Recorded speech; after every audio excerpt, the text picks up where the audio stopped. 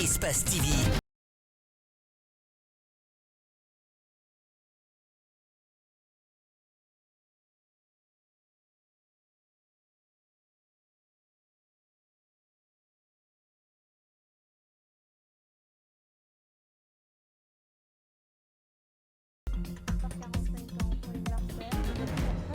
Bonsoir et bienvenue dans ce journal. À la une de l'actualité, l'ex-président Alpha Condé vit désormais à Landrea, dans la commune de Dixine, chez son épouse. Selon un communiqué lu à la télévision nationale hier, démarche saluée par la Ligue pour les droits et la démocratie en Afrique. Le VIH continue à se propager. 44 000 personnes sont porteuses du virus sans le savoir en Guinée. Médecins sans frontières prévoit plusieurs stratégies de riposte contre le sida qui continuent à faire des victimes. Et puis c'est officiel, la FIFA va installer un comité de normalisation à la tête de la Fédération guinéenne de football. Une décision qui intervient à la suite des irrégularités survenues dans le cadre du congrès électif.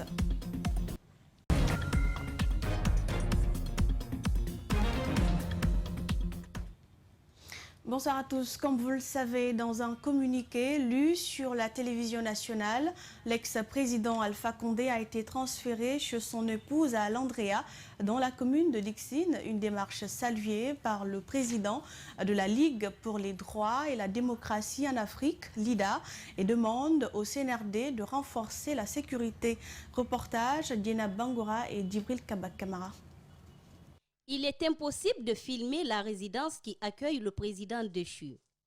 La résidence de l'ex-première dame est sous haute surveillance. Des blindés de la police et la gendarmerie nationale sont postés aux alentours. Si certains pensent que son transfert à la résidence de son épouse est risqué et douteux, cet activiste des droits de l'homme salue cet acte du CNRD et pense que l'endroit est bien choisi. Parce que les résidences que nous connaissons, c'est-à-dire celles de Mafanko et de Kipé, ne sont vraiment pas appropriées. Vous vous souvenez, en 2011, le président Alpha Condé a été attaqué à sa résidence à Kipé pendant qu'il était président de la République. Pour le président de la Ligue pour les droits et la démocratie en Afrique, le président déchu pourra bénéficier plus de liberté dans cette résidence, mais aussi recevoir qui il veut. Il demande au CNRD d'user de toute sa force pour assurer la protection du professeur Alpha Condé. Il faut donc mettre un filtre à sa nouvelle résidence pour éviter que n'importe qui puisse avoir accès, y compris des amis qu'on pourrait utiliser contre lui. Il faut travailler souvent contre sa volonté si cela est nécessaire pour sa sécurité. Si le président arrive à sortir du pays d'une manière ou d'une autre, il n'y voit aucun mal. Le départ du président Alpha Condé pour une destination autre que la Guinée doit dépendre de sa volonté. C'est un citoyen guinéen à part entière. Le bilan du professeur peut être critiqué, mais celui-ci n'est pas totalement négatif. Il y a eu certes des erreurs et des mauvaises décisions, mais tout n'est pas à jeter dans la poubelle, estime le président de la LIDA. Et justement, l'ancienne première dame s'est adressée aux nouvelles autorités du pays ce mardi sur sa page Facebook. Diéné Kaba-Condé s'est réjoui du transfert du président Alpha Condé à sa résidence à Landrea, dans la commune de Dixine. Par la même occasion, elle a remercié le président de la transition, colonel Mamadi Doumbouya, pour le traitement accordé à son époux. Djibril Ba, décryptage. 48 heures après l'assignation en résidence surveillée de l'ex-président Alpha Condé, son épouse brise le silence. Les sentiments de Diéné Kaba-Condé semblent meilleurs pour l'ancienne première dame de la République à ramener son époux à la maison et assurer sa sécurité en lui garantissant un traitement digne de son rang est un acte qui l'apaise à plus d'un titre.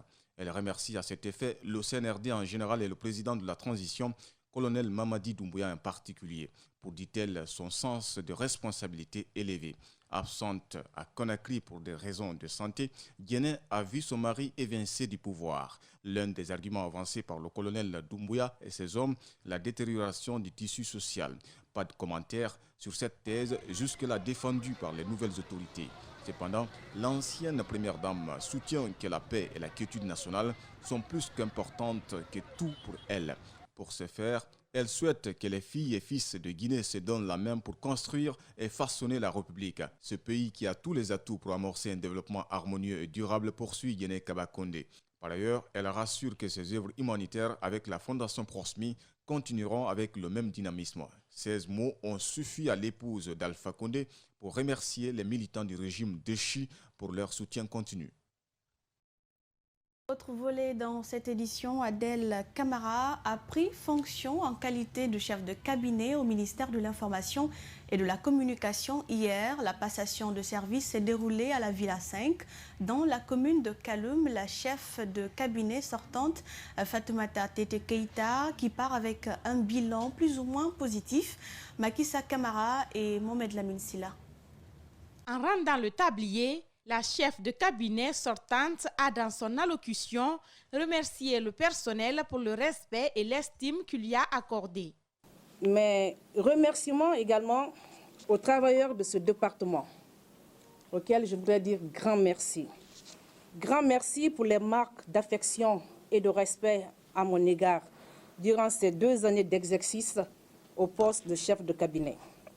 Certes, l'accomplissement de la mission d'un ministère transversal comme le nôtre n'est pas chose facile. Cependant, avec l'esprit d'équipe, nous avons pu travailler ensemble sur de nombreux dossiers d'intérêt national. Entouré de ses proches, Adel Camara a remercié le président de la transition pour la confiance placée en elle. Elle dit mesurer les attentes de l'heure. Je suis heureuse et fière d'être choisie par le président de la transition, chef de l'État, le colonel Mamadi Doumbouya, pour assumer une si exaltante mission au service de notre nation. Autant je mesure les enjeux et la complexité des charges qui seront miennes désormais. La nouvelle chef de cabinet rassure d'aider la ministre dans l'exécution de la feuille de route qui lui a été confiée par les autorités du CNRD. Nous savons tous que c'est par les services de ce département que passeront au jour le jour toutes les directives et toutes les activités d'information publique. C'est pourquoi je prends ici l'engagement que je ferai usage de toute ma disponibilité et de toutes mes compétences pour répondre honorablement aux attentes de notre hiérarchie et de nos laborieuses populations. La cérémonie a pris forme par l'installation de la nouvelle chef de cabinet dans son bureau. Nous parlons de toute autre chose dans cette édition. Depuis le décès de Massila, il y a quelques jours, la maison mortuaire de la défunte ne désemplit pas. Selon dit également, les membres de l'Ordre national de la médecine libérale ont effectué une visite dans la famille pour exprimer leur compassion aux parents de la victime. Le reportage est signé Aminata Massiré Bangoura et Ibrahima Soriseng Souma. La présentation des condoléances d'usage se multiplie dans la famille de Massila, décédé en Tunisie. Les membres de l'Ordre national de la médecine libérale se sont rendus dans la famille mortuaire.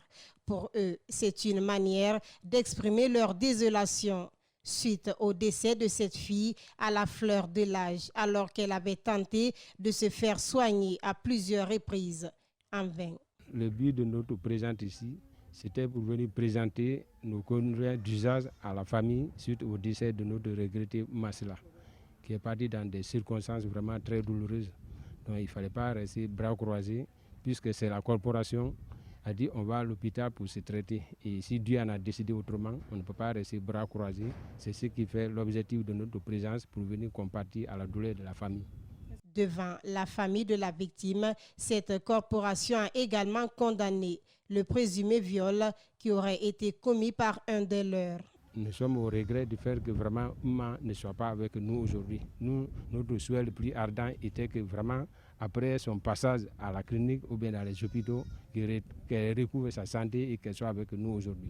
A rappelé que la délégation a présenté une somme symbolique et des sacs de riz à la famille de Massila. Je vous le disais à l'entame, 44 000 personnes sont porteuses du VIH sans le savoir en Guinée. Pour les identifier, Médecins sans frontières compte s'investir à travers un test de dépistage multiplié dans le pays. Cette année, le MSF prévoit plusieurs stratégies de riposte contre le sida qui fait des milliers de victimes en Guinée. Ali Badara Camara, Ibrahima Sori Sengsouma pour le reportage. Selon les données de Médecins sans frontières, 110 000 personnes sont porteuses du virus sida en Guinée et 44 000 ignorent leur statut sérologique.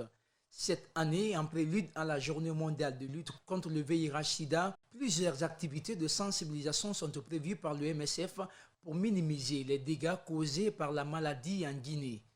Nous appelons chacun d'entre nous, chaque Guinéen qui a un doute, à venir se faire dépister dans les centres de santé, dans les structures de santé, pour connaître son statut. Une fois que le statut est identifié, on peut suivre le traitement facilement, toute sa vie, effectivement, mais en vivant une vie normale. Chaque année, 3200 décès sont enregistrés en Guinée et moins de 25% des décès sont liés au manque de dépistage précoce et par manque d'informations relatives au traitement gratuit. Nous savons qu'il y a 3300 décès du VIH par an. Donc effectivement, on peut estimer que 3300 patients sont décédés parce qu'ils n'ont pas été dépistés assez tôt. Les sujets atteints du VIH-Sida sont victimes de la stigmatisation dans les différentes communautés, un phénomène qui anticipe et gonfle le taux de mortalité.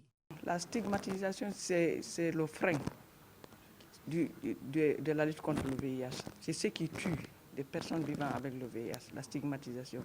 C'est ce qui les empêche non seulement de prendre leur traitement correctement, et de vivre positivement avec leur maladie. Ce 1er décembre, pour la célébration de la Journée mondiale de lutte contre le VIH-Sida, un carnaval géant est attendu à Conakry par les agents de Médecins sans frontières. Une activité qui se tiendra autour de la sensibilisation relative aux tests de dépistage. Un reportage d'Ali Badara Camara. Le ministère des Travaux publics du régime déchu avait installé des murets sur la corniche Nongo-Tadi après un constat sur le nombre de cas d'accidents qui se produisaient. Le même département n'a pas tardé de les enlever pour des raisons qu'on ignore. À date, l'endroit est en train de revivre les mêmes accidents de la circulation. Justin Leno, Aboubakar, Din Camara. Carrefour Ambiance, direction Lambagny sur la route de la corniche Nongo-Tadi. Nous sommes dans la commune de Ratoma. Ici, il n'y a plus de murets et l'endroit est plus qu'exposé. Dans la circulation, impossible de distinguer son droit. Le risque d'accident de la circulation a augmenté. Encore rajouté dans ce qu'on a déjà là-bas comme embouteillage aux heures de pointe. Mais surtout, les véhicules qui quittent vers le côté Lambagny pour venir s'approvisionner en carburant à la station TMI d'à côté, la traversée donc du sens inverse de circulation et la rentrée comme la sortie par rapport à cette coupure de bande inverse est de nature à créer beaucoup d'accidents, surtout mortels. Pourtant, il y a quelques mois, des murets construits en pierre sèche servant de séparation étaient installés ici par les autorités d'alors à travers le ministère des Travaux publics. L'objectif était de lutter contre les accidents de la circulation. À l'état actuel, c'est vraiment le taux de captage au niveau de la station d'à côté qui augmente contre les risques d'accident qui reprennent vraiment leurs droits et aussi l'embouteillage, y compris le désordre à travers plusieurs lignes qui naissent. À date, les usagers du tronçon, notamment ces jeunes conducteurs de taxi-moto, disent être exposés. On doit lancer ça à les autorités pour qu'ils nous puissent aider, quoi, au moins par là pour les barrières. Quoi. Ça, c'est très bon pour nous. Sinon, on travaille ici, quoi. Chaque jour, on est là. Donc, si ça c'est pas là, ça n'arrange pas nous. La solution, selon des spécialistes des questions routières, est de remettre des murets avec une épaisseur qui pourrait faciliter l'acheminement des eaux de ruissellement dans les caniveaux pendant la saison des pluies. C'était dans les tuyaux depuis plusieurs mois. C'est désormais officiel. La FIFA a décidé d'installer un comité de normalisation à la tête de la Fédération guinéenne de football. Cela fait suite aux irrégularités survenues dans le cadre du congrès électif qui a été annulé à la dernière minute à la demande de l'instance dirigeante du football mondial. La nouvelle est tombée ce lundi matin. À la Fédération, on prend acte. Chez d'autres acteurs du football, ce n'est point une surprise et les regrets se font ressentir. Mohamed Sissé, Boïba et Dean Camara pour nous en dire plus. Le ministre en charge des sports a eu l'information il y a quelques jours. Lansana Diallo pense que la Guinée profitera de cette occasion pour mettre de l'ordre dans la gestion du football guinéen. J'avais déjà été prévenu il y a déjà quelques temps. Je pense que ça fait très longtemps effectivement qu'on parle de ce comité de normalisation. Mais il est arrivé aujourd'hui, je pense que ça va nous permettre peut-être d'avoir une vraie discussion et de peut-être remettre aussi des nouvelles règles par rapport au fonctionnement de la Fédération guinéenne de football. À la Fédération, une réunion d'urgence s'est tenue ce lundi. Là, on prend acte de la décision de la FIFA. Le comité de normalisation sera mis en place. Donc je m'acquitte de ce devoir de vous le dire en toute responsabilité. Un comité de normalisation, ça présente ses activités, ses prérogatives ne pourront aider qu'à faire avancer notre football, pas plus. Cet ancien international guinéen et candidat au poste de vice-président de la FIGIFOOT n'est pas surpris.